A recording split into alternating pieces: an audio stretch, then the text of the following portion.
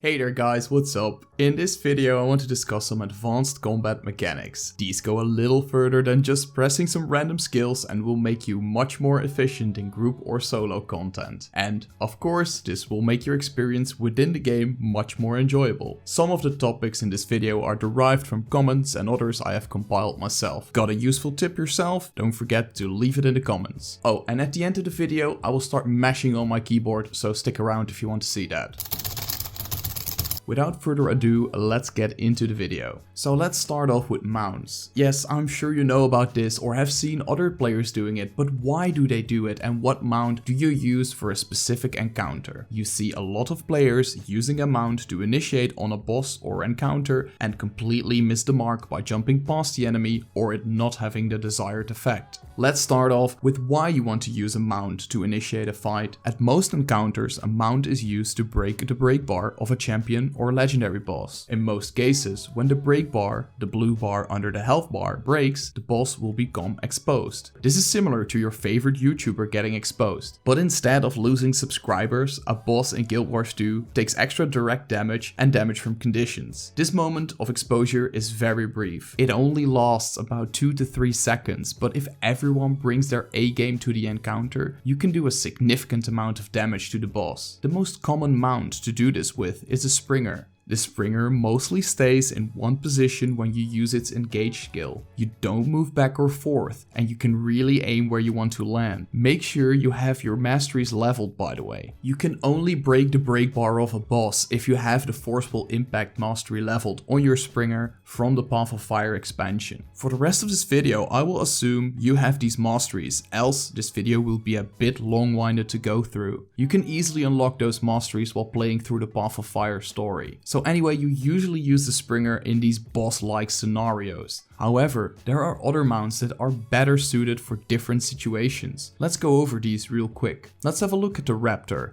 This mount is ideal if you want to pull multiple enemies together and then start the fight. Of course, once again, this only works if you have all the masteries for the Raptor. Once you pack them tight together, you can start using your AoE skills on them to do a good amount of damage. I also really like to use the Raptor mount to jump into a fight that has already started. The Raptor can travel a good amount of ground in a short period of time and then quickly engage with his first skill. This will damage a boss, break his break bar a little bit, and pull surrounding enemies into the fray. Another great mount to engage a fight with is a Sky skill. Instead of stunning or applying crowd control to a specific boss, the Sky skill will leave a fiery field when you use its engage skill. This will damage the boss or an enemy and can be used to combo your skills with. More on these combo fields later in the video. This is ideal when the enemies are already clumped up or you can pull them together in your fire field. You can also use this engage when a boss has no break bar or his break bar has recently been broken by other players. There is one downside to this engage skill.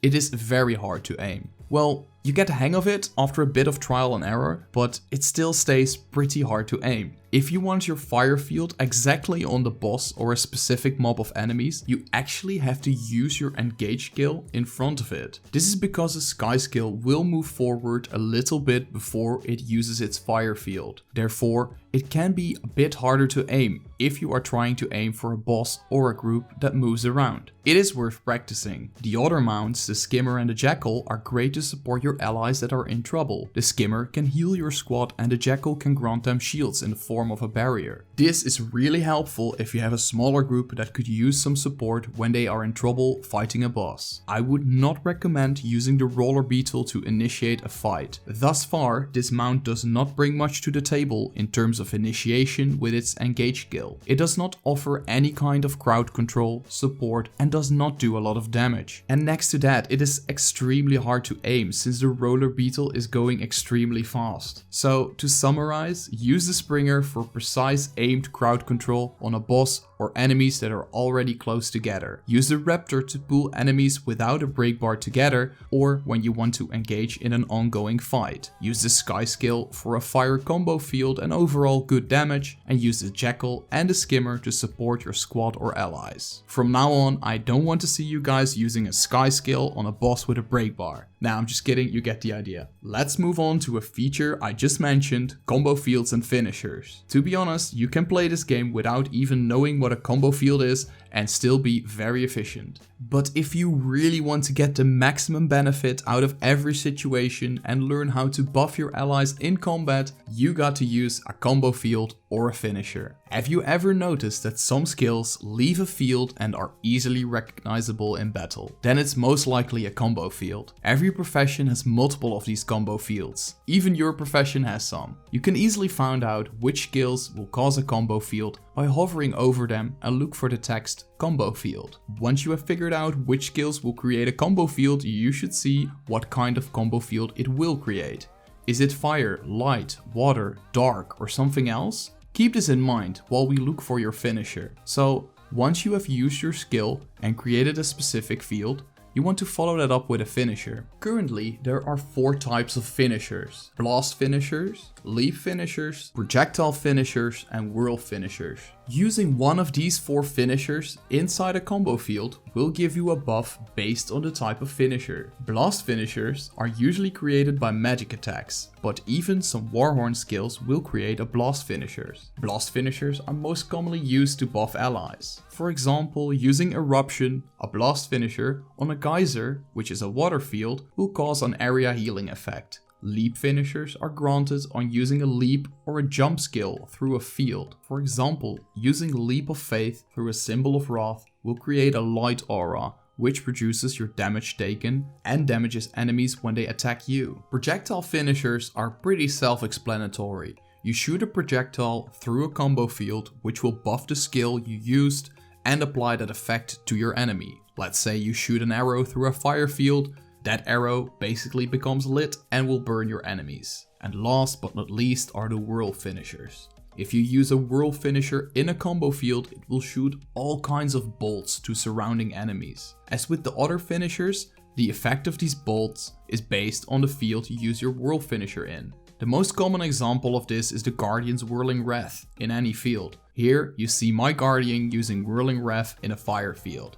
As you might have guessed, Whirling Wrath will cause you to shoot firebolts to surrounding enemies. Luckily, Guild Wars 2 illustrates what the effect of your combo finisher within a combo field was. To better illustrate this, here is another example. If I would use Wildfire on my Elementalist, it will leave a fire field to combo in. I can follow that up with Phoenix, a blast finisher, and this will give me and nearby allies Might, which allows us to deal more damage. If I would follow up that Wildfire with a leap, I would not get that Might, but instead I would get a fire aura that burns foes that damage me. As you might have guessed, there are endless possibilities with combo fields and combo finishers. These combos can also be used very strategically. Let's say you want to get past a couple of enemies but you don't want to fight them. Use a smoke combo field with a blast finisher to give yourself and your allies a few seconds of stealth. This is commonly used in PvP to escape nasty situations or if you want to surprise your enemy. But are these combo fields and finishers really that important? Yes, they are. Experienced groups highly depend on these fields to significantly increase their damage output. Back in the old dungeon days, Elementalists used their fire field and used a good number of blast finishers inside this field to get 25 might in a matter of seconds. The might you would get from these combo fields would also last fairly long and allowed you to start the fight with a lot of extra damage. During the fight, you could keep dropping these fields continuously to buff yourself and nearby allies. Nowadays, these combo fields are in almost every profession's endgame max DPS rotation. I encourage you to go to the Snowcrow's website, the Meta Metal website, or any other website, and you will usually see a combination of a combo field and a combo finisher in that build's rotation. So these are not just things of the past. They are essential to optimize your damage rotation and buff your allies. It is really good to be aware of the functionality of combo fields. What happens a lot in open world and should be avoided in endgame content is overruling one's combo field. Let's say we are in a raid or a strike mission and there is a fire field on the floor. Usually, people will follow that up with a blast finisher to grant more might to the party or squad. This way, they will deal more damage and it allows them to kill the boss much faster. If anyone would throw a water field on top of that and people would use their blast finisher on that field, it will cause everyone to get healing instead of might. There are some situations where this is very useful. However, a healer will usually keep the team alive, and this will slow down the process of killing a boss. This could lead to your team not being able to execute a specific mechanic or a DPS check in time, and that would cause your party or squad to fail. Usually a Chronomancer or a Renegade will supply these boons for you, so there's not much to worry about here. But it is good that you are aware of the functionality of your skills, combo fields and combo finishers. There are a number of combo fields and combo finishers that are commonly used. I could explain them all step by step, but then this video would be about 16 hours long. That would be a nice challenge actually. Luckily, the awesome people that contribute to the Guild Wars 2 wiki made a table with all the combinations of the combo fields and combo finishers. I have highlighted the ones that are most commonly used in the game. Do you have a favorite combo field or a combo finisher? Let me know in the comments. The next thing I would like to discuss is soft and hard crowd control. I will abbreviate crowd control to CC in this segment. In the first segment of the video, the one with the mounts, we already discussed break bars and the boss being exposed to your attacks. But now, did you know you can actually control the amount of CC you do? You can do this with hard CC, which is usually just called CC, or soft CC. Hard CC are your knockbacks, your pulls, your launches, and your stuns. But also Fear and Taunt are counted as hard CCs. These are effects that completely stop the actions of the enemy you apply the CC to. If you use these attacks on a boss with a break bar, it will lower that bar by a considerable amount in an instant. And then there is soft CC. These are usually skills that slow your enemy down but not completely stop their actions. Examples of soft CCs are blind, chilled, crippled, slow, or immobilize. In contrast to hard CCs, these soft CCs will slowly degenerate the boss's break bar. Since hard CCs usually have a longer cast time and a longer cooldown, it is good to note that there are also other ways to break a break bar. I can give you a number of situations where I ran out of hard CC but could still help breaking a break bar by using a skill that costs soft CC. You probably have more skills that cost soft CC than hard CC, so make sure to use them. It is also possible to combo these CCs. A favorite combo of mine when I used staff about 99% of the time was the Gust static field combo. I trapped my enemy in a static field and used Gust to push that enemy to the edge of the static field. This would leave the enemy stunned for a number of seconds, and I could follow that up with a lava font or another strong damaging skill. But when would you choose soft CC over hard CC? A great example can be found at the raid boss Gorzeval. Gorzeval is a boss that tests the DPS of your squad. I don't want to dig too deep in this specific encounter, but after a few of his attacks and phases, he will try to purge the field, and your party has two options. Do enough damage as a party to trigger his next phase, or take an updraft at the sides of the platform. Usually, more experienced players will go for the DPS check and will do enough damage to trigger the next phase of the fight. But before these experienced players put their DPS to the test, they will delay a specific phase of the Gorzeval fight, and this is the CC phase. Experienced players are encouraged to only use soft CC or no CC at all and only focus on damaging him. This way, it makes it easier to get Gorzeval down to 66% and you can avoid the phase that he clears the field. So next time you are at a world boss or doing Gorzeval and you run out of CCs, don't forget to use your occasional blind, chill or cripple to break a break bar. The last thing I want to discuss is your auto attack. Never underestimate the power of a good old auto attack chain. And with this I mean the first skill on your bar, your skill number 1. No, not like that, you dummy. Jeez, this is not how you play Guild Wars. Alright, let me explain to you why we use it. What makes auto attacking so strong is your last skill of your auto attack chain. This skill usually does a lot of damage. It gives you or your allies a boon or strips a buff from your foes. After you have used your, so to say, big damage skills, it is good to focus on using your auto attack chain. Instead of having all your skills on cooldown, it could be better to just let your character have at it for a while. That is what I used to do and still do in other games. I use all my skills at my disposal, although it might not result in higher DPS. In open world PvE, this would not have much impact. I can say with certainty that the right gear and a few good skills to combo with have more effect than your rotation. But if we take a look at endgame content like fractals, raids and strike missions, auto-attacking makes much more sense. This all highly depends on your profession, your weapon and the role you have in a squad. If you know the mechanics of a specific boss and you use your big damage skills right before a boss enters his next phase,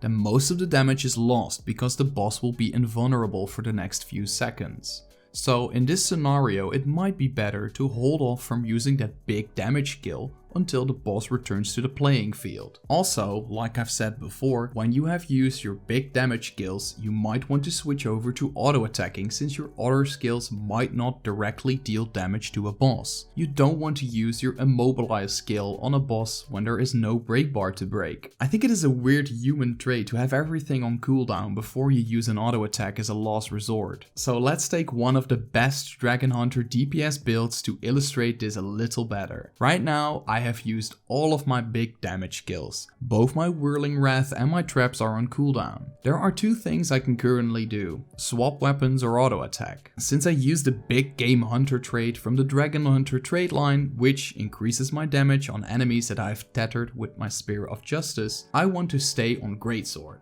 Whirling Wrath is one of my stronger skills, so I want to use that skill as much as possible to max out my DPS. Weapon swapping would not allow me to switch back to Greatsword fast enough to get the maximum effect from the big Game Hunter trait. So therefore I would choose to auto attack and use Whirling Wrath as soon as it is off cooldown to maximize my DPS. This all might sound a bit complicated, but it is all about min-maxing the damage you do here. Don't be discouraged, you will get the hang of it once you have tried out the build. I think the best example of an auto-attacking build might be the Daredevil raid build. This build uses a staff as its main weapon and this will be the main source of your damage. What makes this build great is that it highly depends on auto-attacking. The last skill of your auto attack chain, Punishing Strikes, hits the target 4 times and applies vulnerability to your foe. In combination with the Bounding Dodger trait, which briefly increases your damage after you used your dodge, and Assassin Signet, which increases your power, you can do an incredible amount of damage by just auto attacking. There are a number of other skills you use to maximize your damage, but auto attacking is really a core part of this build. So sometimes it is good to not use every skill that is available to you on your bar. Leave it be cool and just auto attack. For the best DPS rotation and when to and when not to start auto attacking, I would refer you to the Meta Battle or the Snowcrow's website. These players invest a huge amount of time in explaining every mechanic of a specific build and will help you deal the most damage at a specific raid or strike boss. So these were my advanced combat techniques in Guild Wars 2. I'm sure you guys have another tip or an addition to my video, so make sure to leave that in the comments. If you want to support me, don't forget to share this video with your guildies and subscribe to this YouTube channel. Thank you all so much for watching and I'll see you guys in the next one. Peace!